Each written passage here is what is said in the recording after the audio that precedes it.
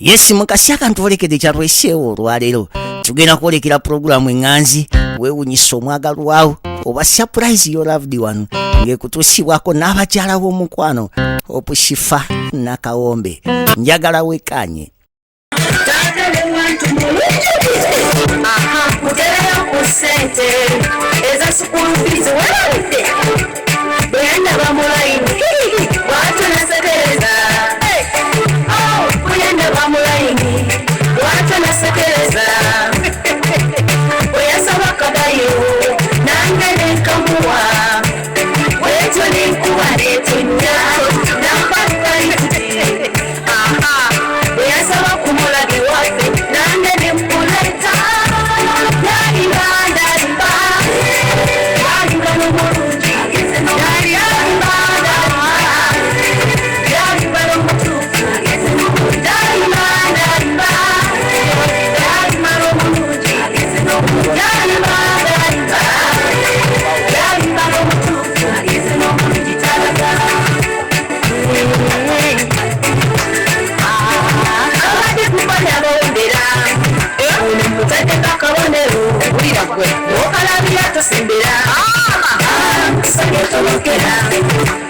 Yagala n'omulenzi wange tege munakajanja abadde wabokutawula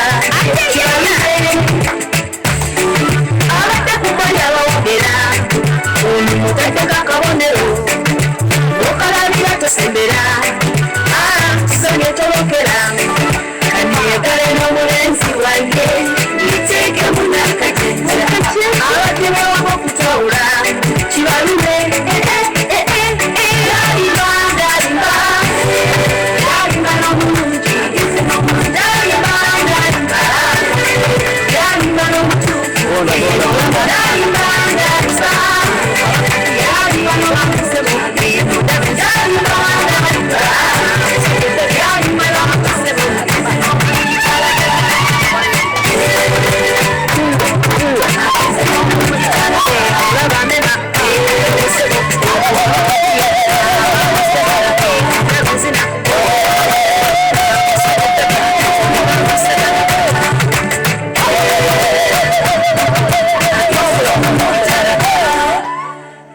Yes, como zindare. No. All right.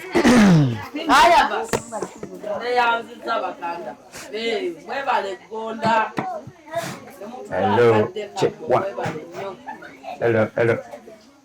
Zindalo. Wego. Timu Shifa. Kalicho group yabadde tuwamu ne mufune omutuula mugende eri mutuule. Yes, Timu Shifa Kalicho group yabadde tuwamu.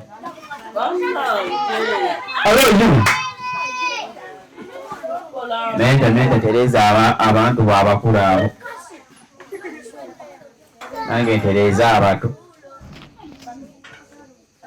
abakulu musirike olaba abato tusirise kati mwe abakulu muki ekibaleekaanye.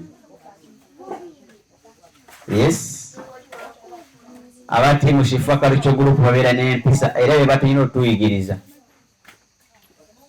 Yes, Timu Shifa Kalicho group teyogera bwe batuula basirika balinda mazina obakubiriko mu ngalo obwedda batuwa era engalo ezo tezimala obakubiri nga obadde kupasana nga batuwa amazina n'akalulu balongeri.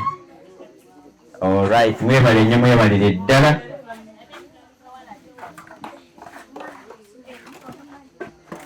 Yes, abali ku mukutu abakatweyungako kajjambu bawulire bakajjambu bali ku TikTok, YouTube. Yes, YouTubers, TikTok tubaagala nnyo ddala. Flowers for you.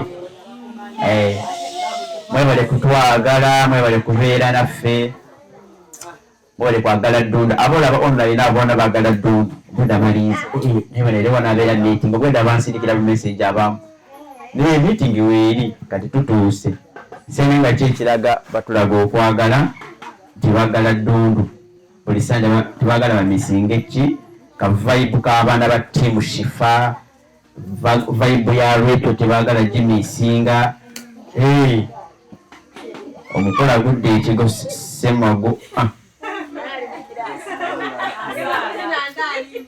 so tubagala nnyo aba online family friends mwena bambe mwebale kutwagala abantu b'eddundu gye muli mwebale kujja mwebale kwagala Gada Millicent mwebale kwagala nkulaakulana sibe kiri ebintu ebimu biraga nkulaakulana mwalonda bulungi mwalonda gaadi nange esawa yonna nzija munandonda nzije kungaani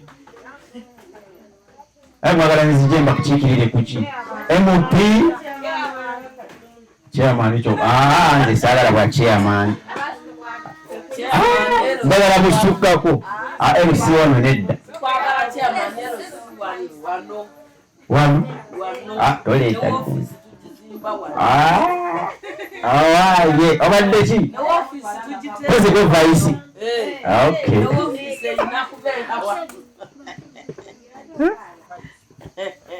ndai zenjagala kulinnya madaala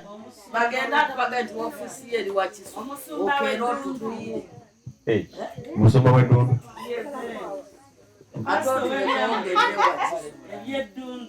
nze enfuuke musumba omusumba omulungi mukkiriza mbasumbe haleluya mbalabye jabbasumbamu ekyamagero kyange kiri wano engalo ekyamagero kyange kiri wano ekyamagero kyange kiri wano era ngenda nakyo wow mukiwulidde awo manya waliwo ekijja enyumirawo kati tugenda kukuba ettende tugenda kukuba ettende ono yetalabangako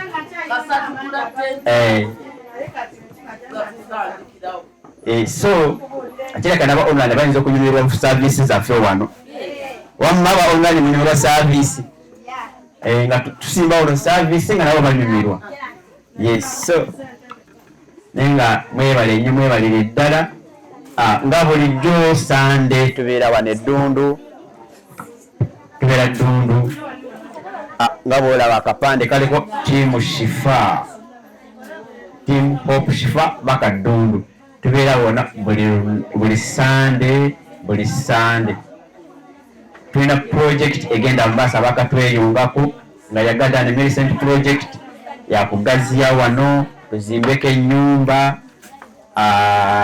tukirekeko business nga business ya Gada Millicent n'okukulakulanya abantu b'eddundu si weewaawo so twala omukisa guno okwebaza omutonzi atukuumye okuva lutwava ono ku Sande netukoma nga tukyali balamu nga teri mulwadde ababonero zammwe balina senyiga naye Katonda yabasusa baawonye si bwe kiri so twebaza omutonzi omubulamu bwatuwadde naye abakwaya muli wano abakwaya mu kyaki tebayitira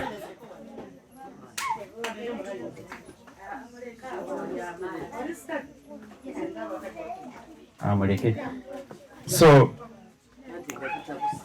musirikeko tugenda mu maaso ekibeera wano buli Sande tubeera mu vibe nate nga bwe tukunganya akasente tulina abantu baffe online batuwagidde kuva mwaka guweddewo twatandika project eno mu Gwomukaaga I think yes nga batuwagira banange tubeebaza nnyo ate buli Sande baba bagala babeere naffe era babeereko kyebateekayo so abazinga batuwagira mwebale nnyo abawagira ekintu kino mwebale nnyo mwebalire ddala nga mu byonna muwagire yakireeta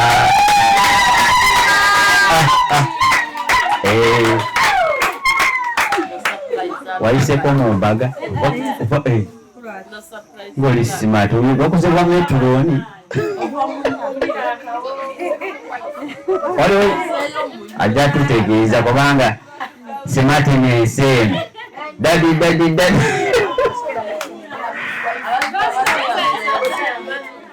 oba smart soko nange ompa omugalo nsooke nfune kawo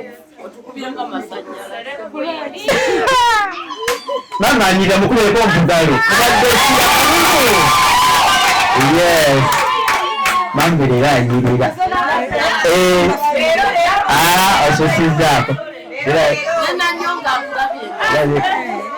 kwenalabye ejjo yabadde caka yakubadde butiipu mukwano gwa jasi yakubadde butiipu naye nga tukwebaza nnyo ddala webale kujja mami bingi byoyiseemu mu kkuba eryo ate nenkuba netonnya bannaye ate nogamba kanti vuge mpaka vaka sinasimbudde dde okuva ewaka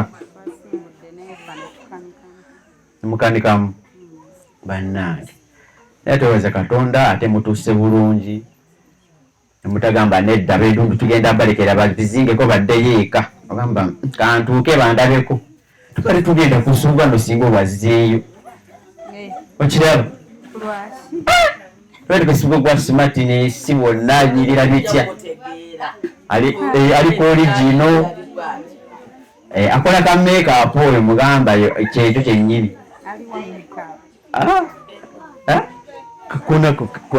kona kyakukola koleza olikoli kyonna kyekiri so naye nga byonna posh fashions byonna gye biva bwera kunyira nga mami posh fashions kuva ku mutwe mpaka ku kigere zena posh fashions wali ebulenga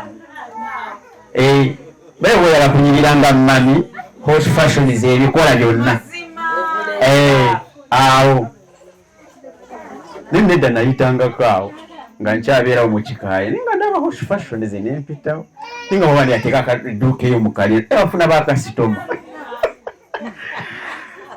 naye nga wali mami ng'ali eyo munange ebintu bya katonda bimu era nga tujja kusinkana so tiimu kifo mukulika amakubo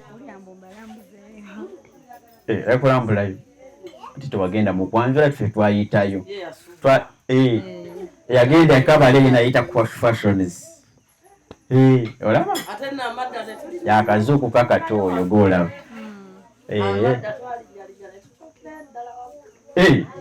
ndowooza obiraba so bambi tiimu kifa tubamwebale nnyo twebaza omutonzi abatambuziza n'abatuusa bulungi katusabeyo ku ssaala si bwe kiri mwewombeke tusabe tugenda kusaba ngenda kuwa akazinda nalo okuba enjiri wano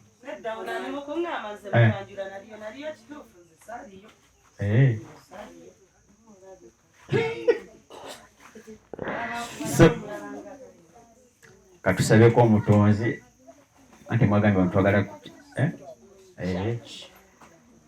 so katusabe Sara tutandike meeting yesu omulungi tukwebaza ate okubanga otusiza olunaku lwaleero nga tukyali balamu tukwebaza ebirungi byotukoledde tukwebaza obulamu bwotuwadde tukwebaza ekyokulya kyotuwa tukwebaza okutulabirira okutubeererawo tukwebaza olwa connection z'okoze tukwebaza olw'amagezi g'otuwadde tukwebaza olw'obukuumi bwonna bw'otuwadde tuyinza kusaba nga tusoose kukwebaza kubanga gwe byonna wootali tutuliyo tukwebaza kitaffe olwa byonna by'okoze omu bulamu bwaffe olunaku lwaleero tuwayo pulojekiti yaffe eno tuwayo meeting yaffe tukiteeka mu mikono yo Mukama Katonda gwe watandika kino era ogenda kimaliriza kuba wakitandika era ng'olina ensonga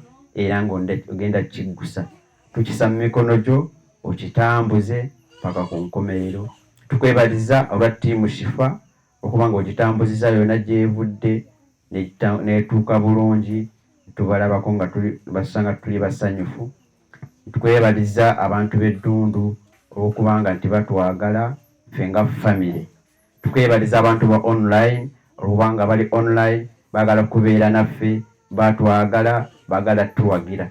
Yesu tukwebaliza abantu bonna abaze nga batuwagira okuba twatandika project eno.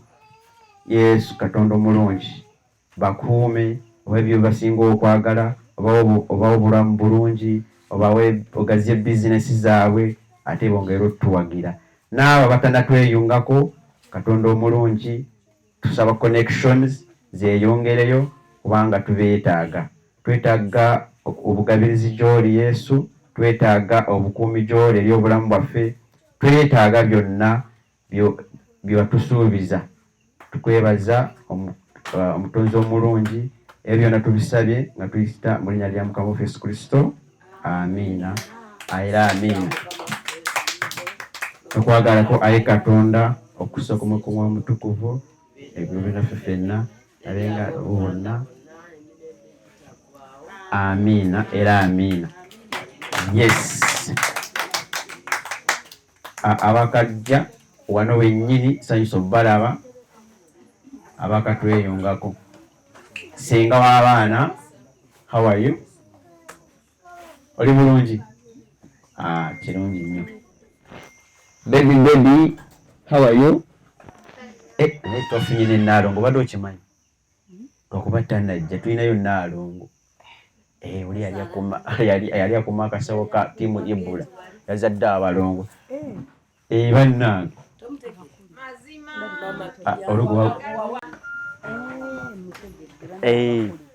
yazadde abawala babiri.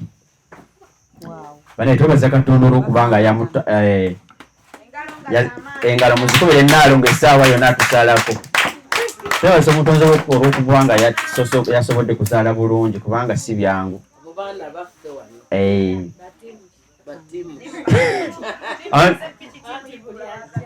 Bajja mu tiimu Shifa Kalicho gurupu essaawa ate bawala bagenda gakuba. Gwe zimba ekintu nno ng'oli serious abantu bajja. So tukwebalizako Katonda bambi ole kusukka okuzaala abalongo. So nga bulijjo abantu ba online twebaza nnyo ddala kubanga batuwagidde, batuwadde ekyokulya, batwambazizza. Tebagala kulaba nga tuli bubi nga tufaanana bubi. Era bwebeera nga balaba omuntu nga tategeerekeka ng'abulamu eddala embulumya nga mubamuwa 5. Mubakubereko mu ngalo abantu abo, nze mbagala nnyo ddala. Yes, batuwonya stress, okitegeera. Batwagala nnyo. So tubaagala nnyo abantu ba online. Ate tubaagala nnyo kubanga Shifa mwamwagala n'ebibye. Era singa temumwagala, singa tewali kumuwagira wano. Naye tubaagala nnyo kubanga mwagalaho Shifa n'ebintu bye. Era nze munnange sirina kyentoma. Shifa nange yampanika. Singa sikyanyirira. Nali musiiwuufu, mpozi akayimba gye kali. Nali musiifu kati nnyirira. Okitegeera. Byaddala. Nabona bayinza okugamba nti yigadde byabeera bya ddala. Naye nga twebaza nnyo kubanga mutwagala nnyo, mwagala tulabike bulungi. Mwagala Garden Millicent n'abantu b'etundu balabike bulungi, bafune ekyokulya. Chairman's bag. Tweyanzizza nnyo Chairman's bag weeri nnyo. Tiimu Shifa kaseepi kikajjule. Etunaasa okusinziira ku kirabo kya leero ntaddeyo kwaba abakigula. Ekyo kiggwe waliwo ebirabo. Simanyi Kristiina akomyeyo. Tebanga omanyi luli baasukuza ekirabo ng'amanyi wali sideboard. Bagenda okwetanga Kristiina Nagawa. Ekirabo kiriko emigulu ebiri bwe kiti. Leero waliyo ebirabo bibiri. Ekyo kiggwe. Banange tiimu Ibula. Tiimu Ibula online waliwo ebirabo. Olaba omune asose wali ekirabo kitwalaganye. Omanya tayagala kimusu. Walaba kiri twakimutwalaga temujjukira. twali ba tiimu chairman ne tiimu Dodi. Tuja tiimu Ibula wonna bwe muli akaredi kajjule bananga bali online. Tulina chairman Zibag, tulina tiimu Ibula, tiimu Shifa. Leero kiri mutwa leero kirabika w'amaanyi. Olaba tiimu Shifa yasoose wali wajjule. Asanga oluusi twataddemu naye leero simanyi nakumanya oba omanyi waliwo ekyenjawulo. Kiri mutajja tiimu Ibula, tiimu Shifa online n'abali wano mutuwagire. Aba tiimu Ibula tuyitewo tulabe nti kino ekirabo tukitwala. Bagambye waliyo tugula kisooka waddeyo n'ekyokubiri kati awo era nga ebinsuuseeko. Ekikulu kyakujjuza kikase piki ne tiimu Ibula muwulidde. So naye nga kiri mutu ona waali aba wakuwagira byonna biri wano. Esente ziba mu kiri mutu atwala kiri mutu si atwala sente zisigala mu project si bwe kiri. Oba olina ekirabo tatwala kashi ekirabo kyatwala. So abawagizi baffe mwenna tubaaniriza mujje kiri mutu ono tumutwalaganye. Tulina chairman Zibag ngoyala twayira ku chairman Zibag weeri nnyo weeri nnyo ddala. Tiimu Shifa oye ye muli tiimu Shifa muwanike emikono.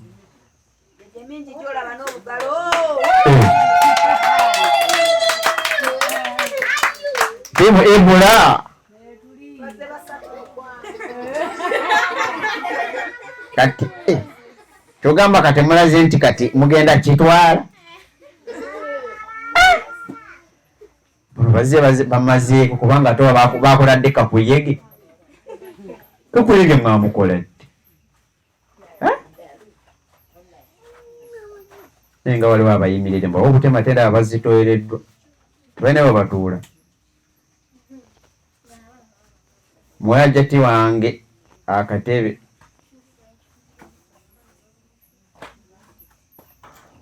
hello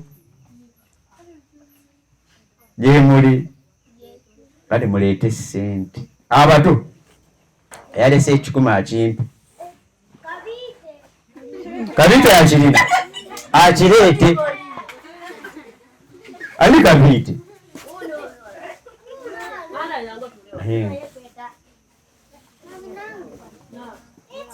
abato mutuule wansi wotudde tovaawo.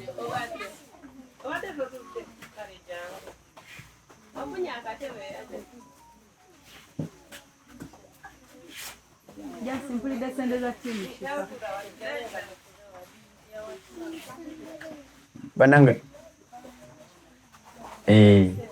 tiimu Shifa tiimu Ibula online kiri mutwale na taffe twagala tumutwaleko.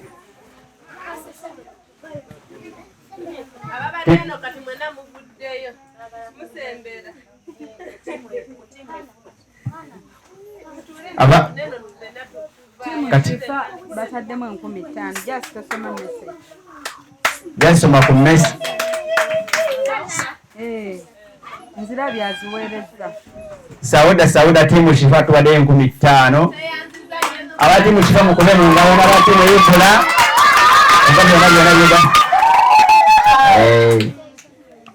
kati aba tiimu Ibula kyokka nze muli kuki kiri mutu ne bamutwalako olwaleero.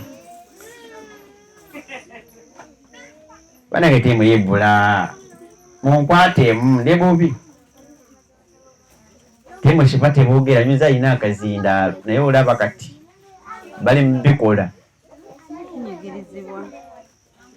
munyigirizibwa kyokka te nga babikola babikolera eddala batulumye bannange. Kati ngenda kuleetayo amazina ga tiimu Ibula bayite ku mazina ga tiimu Ipule. Tiimu Shifa Culture Group Bakadundo. Tufune aba ezinirani bampadde gundi ampeereza message wano Jessica tumukubire ababuuzeeko tumukubire essimu naye katumale kufuna ku dance. Okay. Mbwalina obubaka bwammwe. Ani obubaka bwaffe? Naddala Nnaalongo. Bwalina obubaka bwa Nnaalongo. Agenda babuuzaako aŋŋambye wano apadde obubaka tumukubire ababuuzeeko. Banna Faruku ng'asanyuse. Mwenna alina obubaka bwammwe. Obadde omanyi ki? Nate manyi bubaka bwa Faruku. Mwe temwagala bubaka? Ffe twakoowa. Kwali alaba muwe obubaka? Kwali? Mugambe nti Jessica obubaka obwe Faruku. Mugambe kyoyagala. Mugambe. Alaba. Uno mulabako. Kwali. Jessica obubaka bwe twagala obuweereze Faruku naye nga ffe balamu bo. Yogera nga gwe togamba. Nganze ndi mukoowu Faruku yakyaya. Wano omulala amuwa obubaka. Ono. Muwe oli omukyala ali emabega. Jessica omumanyi. Simumanyi naye twagala obubaka bwa Faruku mutabani waffe. Mutayagala bubaka ebufuleera Jessica. Twagala abukubire Faruku. Abuwe Faruku. Kwe banazaala. Wereza gundi ono. Oyinza okuliraanya enyina nedda tobusaka. Abagamba mbutuzere ekibagenda vaako mugenda kutuwa. Nga tukubidde Jessica ababuuzeeko. Musoke mumubuuzeeko naffe tulyoke tumukubire. Ate oyo Jessica amumanyi bulungi. Muwe obubaka. Wali wuuno. Mulaba. Nze kyenyiza okugamba Jessica. Akulabe bulungi. Ali wali ku kamera. Agenda bavuma. Nze kyenyiza omugamba tulize bulizi bubaka bwe. Obwagala gwe. Nze mbulize. Kati gwe muwe obubaka ki? Jessica oba oli tiimu Shaddy. Mwaje? Oli tiimu Jessica oba oli tiimu. Nze wonna ngwawo.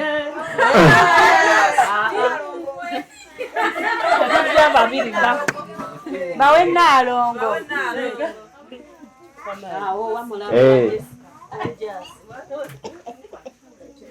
Banyaabo ne basaba mwasiibye mutya.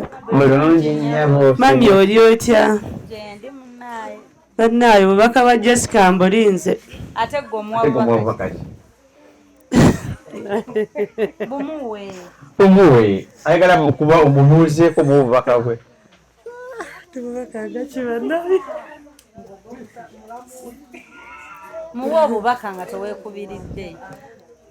Nze bannaayo obubaka bwenkuwa mazima nze siri mulamuwo.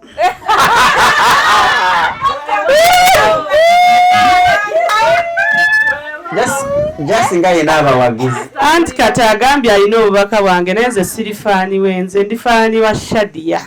Okay. Bwe bubaka bwe nnyinza okuwaka ninde obuwo bulinze siinaamu tabbu. Mazima. Okay. Mulala?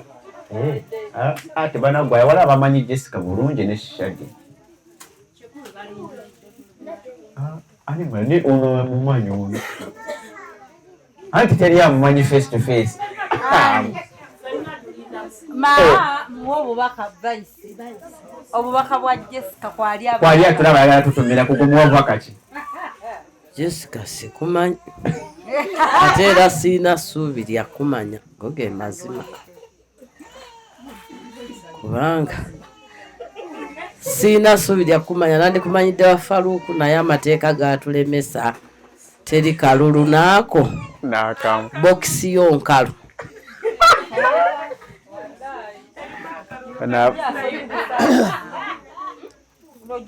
Singa abaana Jessica tomumanyi.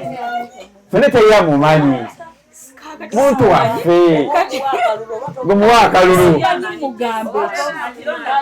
gwe yogera wamma oli tiimu Jessica tiimu Shadia gwe londa bulonze erinnya erikunyumidde Kozi ono yani gwe mungambye Jessica ne Shadia. Bannange mbalamusizaako bannyabo ne basiba kale nnyabo naye munnange omuntu gwe muŋŋamba simumanyi ye ndowooza yatumanyi omanyani kakati kalulu nkamuwe ntya gwe simanyi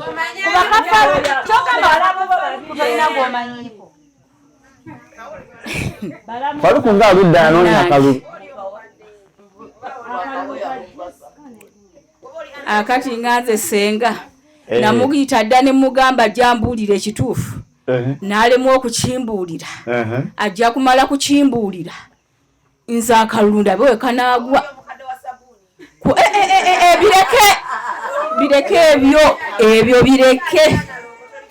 bireke okay wetalina message obubaka abulemedde mpaka zindaalo waliwo alina obuka akazinda byalo akazinda byalo kaliko onoki nazaala kamuwe wali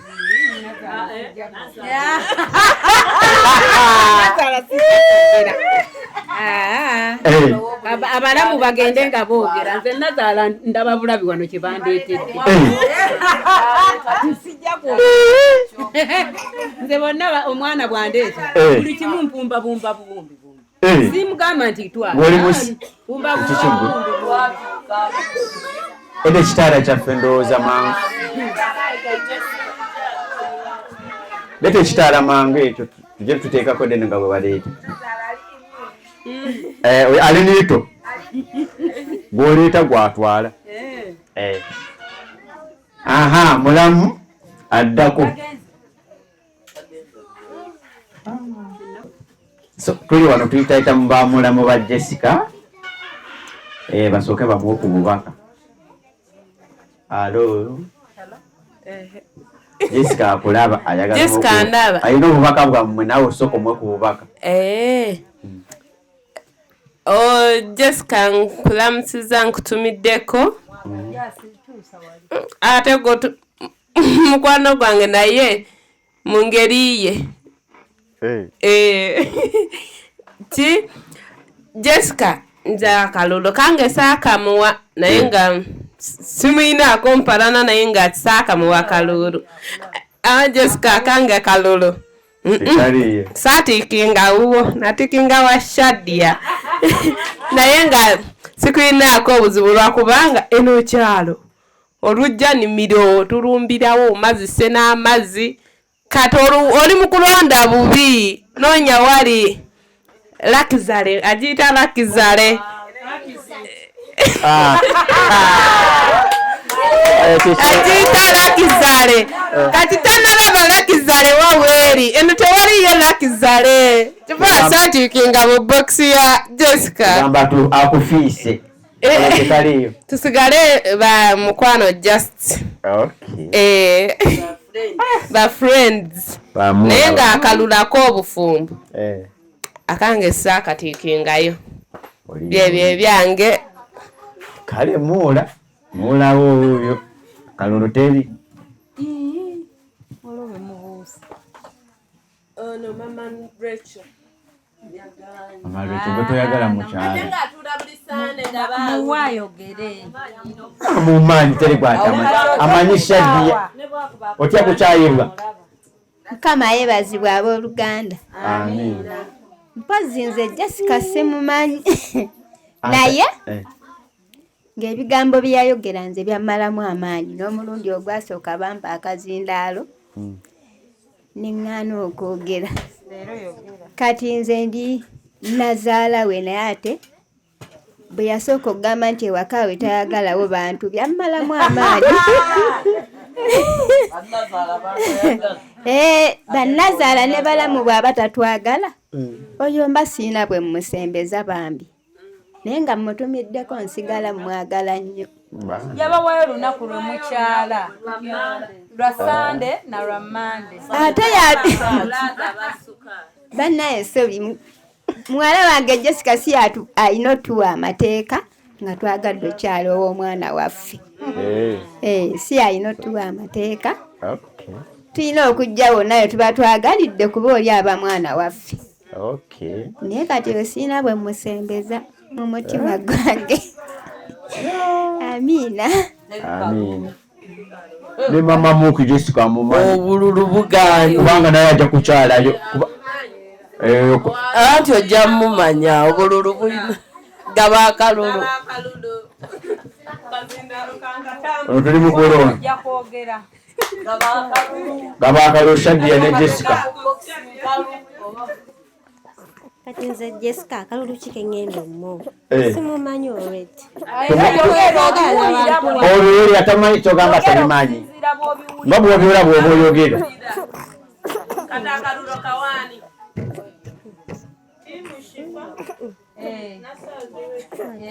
Emitwalo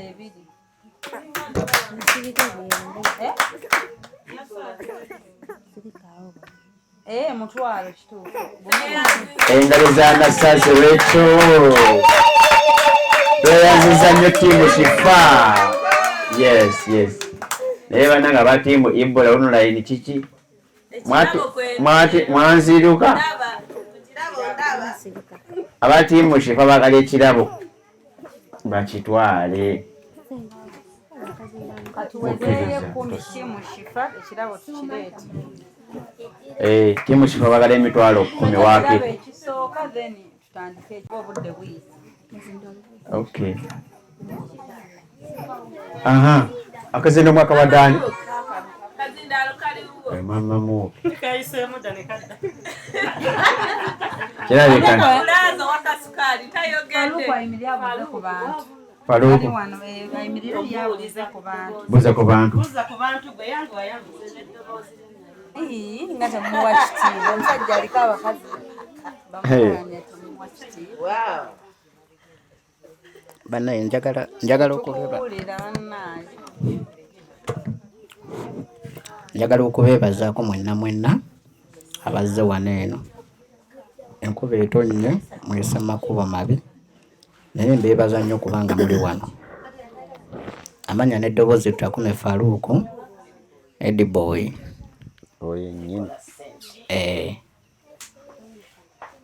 Nze siina ttiimu wengwa.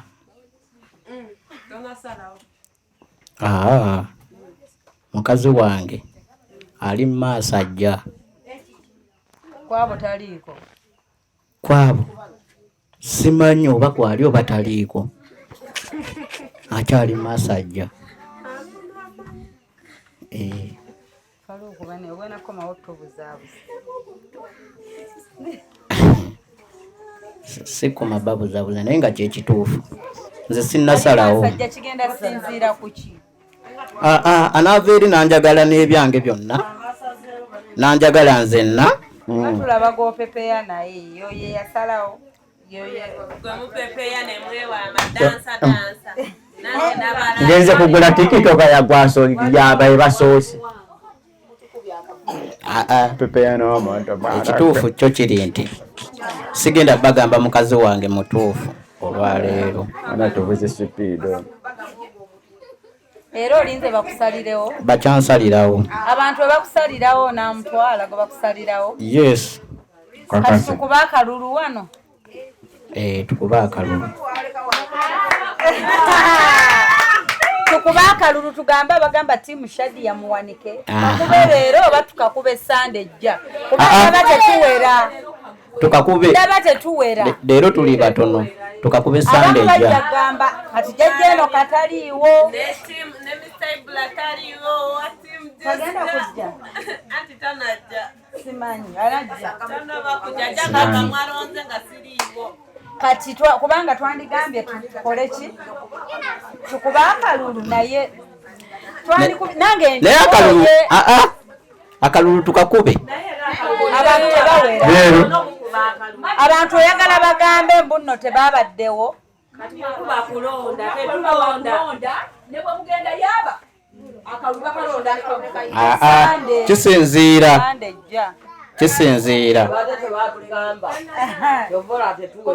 Ekyovola banze nabagamba mwe abalina okunsalirawo. Mwe abalina okunsalirawo. Tukubedde akalulu. Ba in-laws. Ba in-laws. Agambye ba in-laws.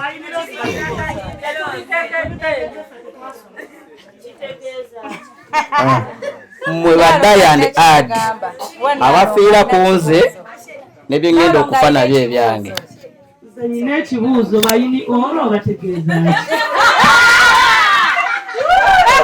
batunyanyolako ku baani bayini olwo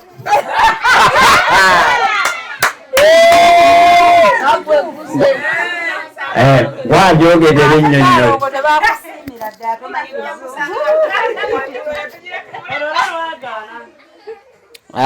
Kakati ekituufu Nalongo kyengezaako okugamba nti nga ggwe nange olina osalawo naawe ku mutima gwo n'osalawo n'ogamba oli in-laws wange oba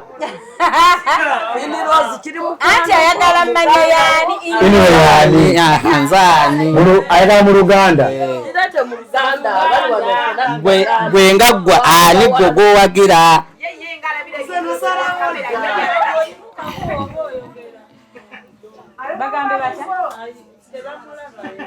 Nalongo tebakulaba.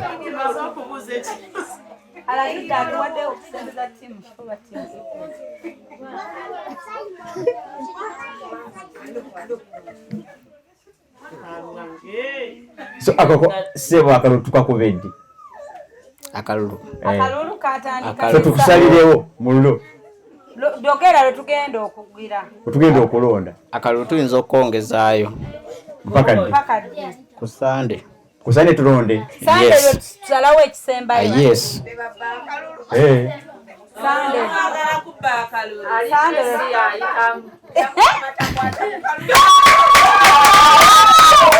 Akalulu tukasalewo ku Sunday.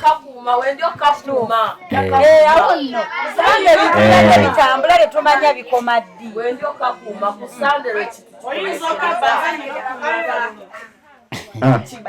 Abawagizi muli batono. Nabanga ssente ezinaatera okuweerwa ze tulinze obwedda tujje ekirabo ekisooka tugende kukyokubiri. Koza ye tulina n'okkuba essimu ejja kujjaawo mu maaso. Kati Faluku wunzika onekibuuzo.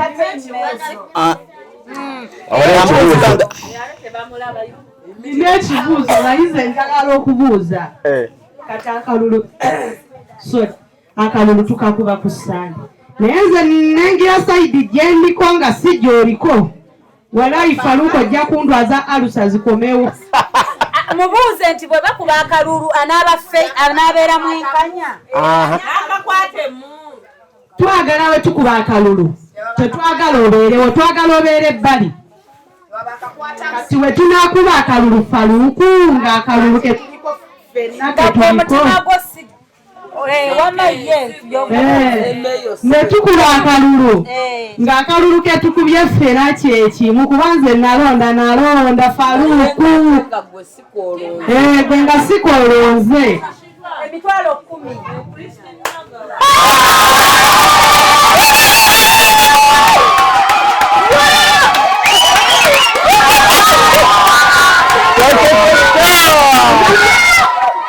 Mazima.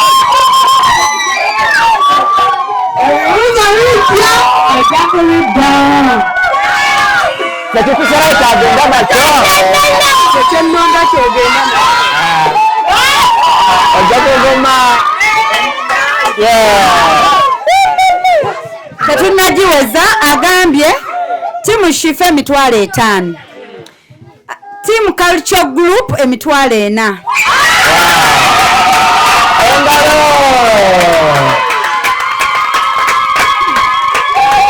Chairman mutwalo. Chairman Zibaga mutwalo.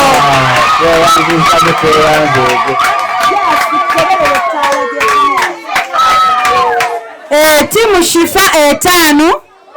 Chairmansburg Mtwalo, Team Culture Group, Team Shifa Culture Group ena. Omugalo bamanyi Christine Nagawa.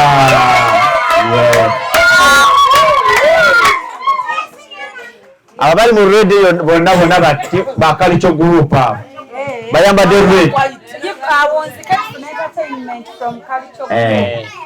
Badde nkyaddamu ekibuzo kya Naalongo kyamboozezza. Agambye atya musirike. Culture Group mwefu. Naalongo amboozezza ekibuzo kigambye. Nti singa baba basazeewo bonna nga bawunzikidde ku omu nze nganze n'aba ku sayidi ki. Kaakati nenjagala kwabaza Naalongo ekibuuzo ekyo. Nze bwe mbanga mulonza akalulu mbeera bbale. Bwe munkuba akalulu nze mbeera bbale, munkubako akalulu mbeera bbale, mba sikamanyi. Sisobola kalaba, sisobola kalingizaamu. Era nsobola okubeera ebbali ne mulonda akalulu kammwe ne musalawo. Ebivaamu nange bye ŋŋenda nabyo. Sibyakuddamu kalo ngate police station. Ate mbadde nkusaba we tuba nga tulonze omatire ku mutima, tetwagala ogambe kwejjusa no.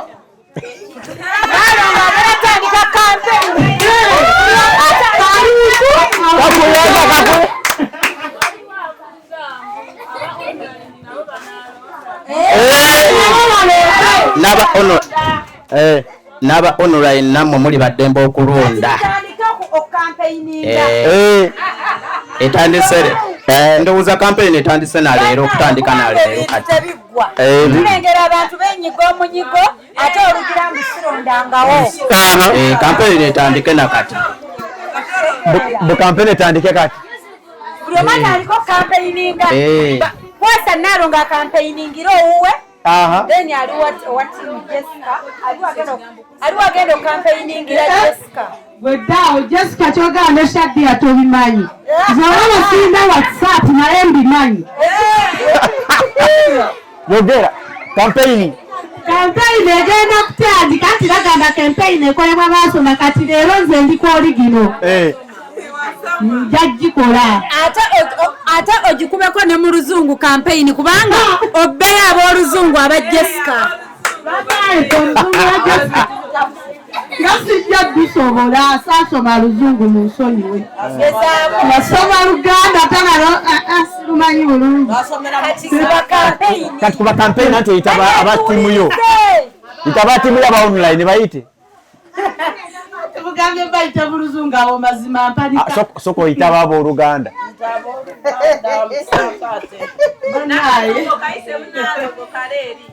Akaliwa.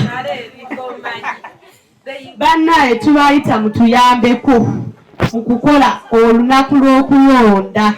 Twagala tukiggale bannaye mutuyambe mujje. Abawagizi ba Jessica Shadia. Mujje mutuyagire muwagire Naalongo si wowo. Kati buli timu ki? Nze ndi timu Shadia. Oli timu Shadia? Katokoola bani? Nkoola ba timu Shadia bonna aba Jessica bonna tubaagala mujje mulonde. Bave ku Jessica bajje ku Shadia? Bambi badde bavaayo ne badda ku saidi yange ya Shadia. Nze ebyaddala nze ndi timu Faruku. Nange nkowoola aba timu yange mwenna okujja okunneegattako.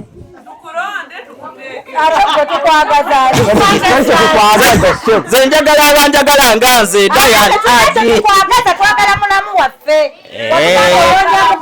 Twagala mukazi gwe tuveeko tumwesala. Faruka amazima ogamanyi gwomanyi gwe wasalako. Omutima gwo naye takuwulira. Nze Katonda yamundagadde naawe omumanyi tewebuzaabuza. Waliwo alina ekibuuzo agamba okufa okulonda tulonda oba mupya. Agamba lwaki Faruku akitadde ku ffe ekyokulonda mubuulire ekyatuukawo. Weyerondera yatomera. Oba vice asooka kunnyonnyolereko. Omuganda amamba bamusiza Faluku yamera amayembe g'okubuko neyeerondera n'atomera kati n'olwekyo kati agamba ife abatanatuuka ku buko tetutomera yatambula n'ebigere bye n'atikka kiri muttu n'amugja wano n'amutwala kaziwa n'atwala ennamayumba kiri muttu bwe yatuuka ennamayumba ng'amaka gazaalibwamu Silivia kye yatukola Mukama Katonda yakimanyi ffe tetwagala kukiddamu kuba bwe tukiddamu tuyinza n'obutakuba kalulu naye mmwe mukuba akalulu ka Shadia agenda otubeerera omuntu w'abantu wandibagambye tetukyayagala tukuba bye twetise birimu emigaati ne sukaali akyagulika tetwagala kuddamu bitukuba twagala tufune obukazi ng'alina empisa bannaaye n'okuba munne emigaati ng'oluusi oluddewo oggulya byonna ne mubigwerezakumu nalimpulira nga ngwetaaga naye nga sisobola guzza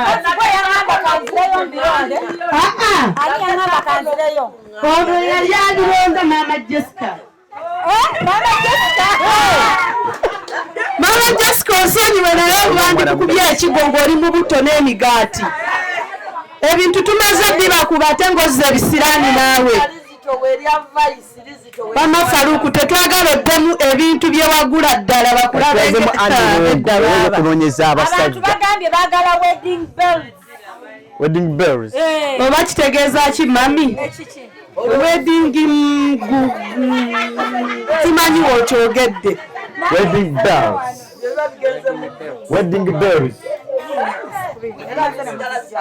wedding weriduzi wedding bells anti nze nyina okubuuza wedding bells nange sizimanyi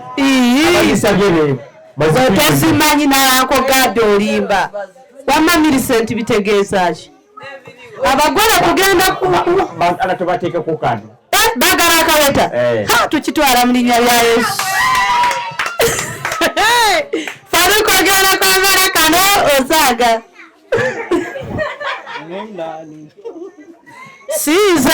nze ndi mukuyambako wamma Shadia and Faluku bagalayo obuyimba bwa Faluku matishaina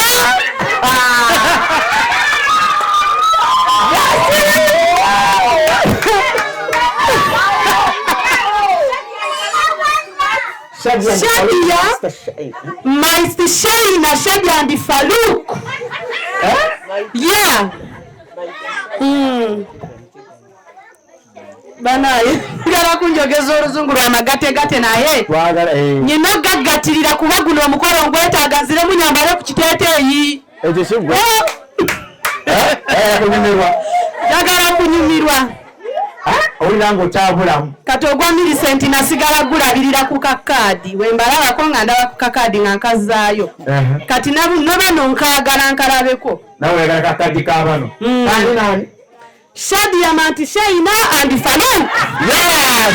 Engalo z'amaanyi.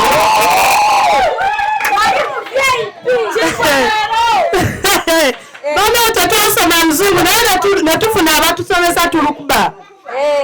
Osobola kubeera ne mami n'otayogera naawe buli kye weetaaga. Buli wabeera n'omunene naawe obeera munene kati nze gondi gye nnimu.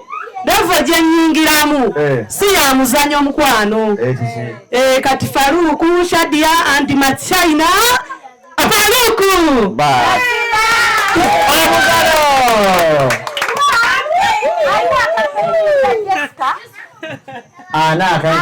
timu Jessica abato ani timu Jessica bagate wali obadde otugamba jangu bondi Sheri alina kyagamba alina gwa campaign yangu wa baby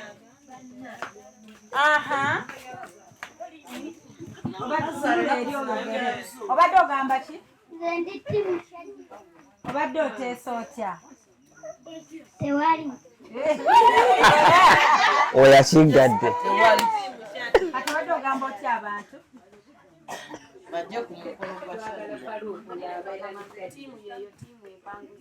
Kale, thank you so much. Anje omulala Shadi tani agent oyo. Jessica agambye waba tayina bamu campaigningira mukubire ye campaigningira. Akoleke kuyege. Agambye mukubire muteekeko ye yekolere campaign.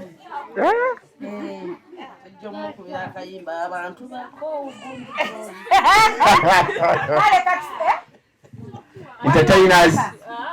Naye nga tusaba mutuwe ku ssente bannange just tunuze eno bandabe nga mbagamba byonna tubikola but we have a project going on. Project tetuva ku mulamwa wadde nti within that project ate mwe byajjira ebya Faruuko okunoonya omukazi nga tulina oyimirira tumuyambeko ng'owa family. Naye tulina project egenda maaso gye bayita Garden Millicent Must Shine.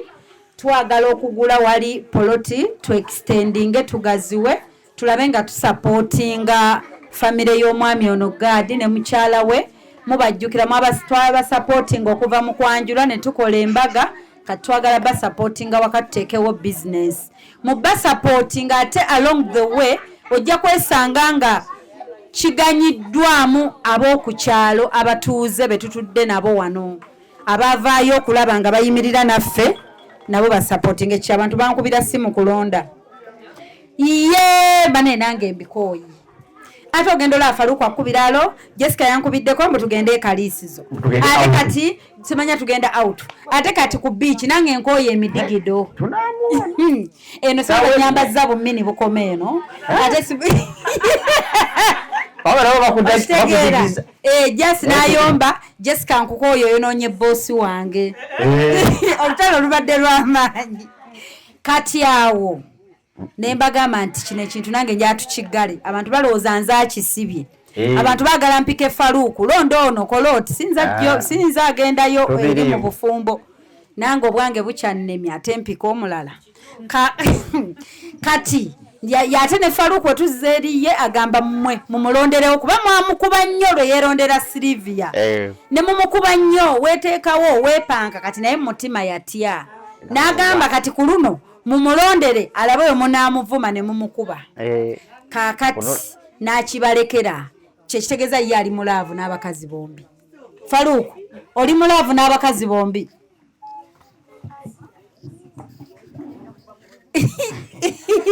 Ekituufu kyo kiri nti bwe tuba nga nasazeewo naye ngukuba mu bantu bonna bannondere. Okimanyi nti ali mulaavu na bombi kubanga omuntu atali mulaavu na bantu babiri tolina bw'oriskinga agamba bakulondera gw'otayagala. Kati ekitegeeza oli mulaavu n'abantu babiri. Naye kuliko gw'osinga. Azitwala lumu. So kati abantu bakulondere naye nga kye bakulondera kyogenda nakyo tetusukka Sande banne ekibadde kisaana nti tunagenda na mu Valentine. Faruuko badde osaana tugende mu Valentine ng'okoze eki bwekiri era ekusana ejja kuba tenatuuka kusande ejja kuba mmeka 8 kubanga kati bannange ekituufu twaligenze mu Valentine tumaze kati banne katufune entertainment tukomewo ne phone call ya Jessica ye campaigning agambye oba ku mwenno batekuli ayimirira ku lulwe musabira bululu ye tumukubire yesabira obululu yeyogereko era vice ozikwenezaako omuliro kubanga simanyi nabwe mbinyumya ne mmaliriza obuyimba obumanyi byebyo munaaye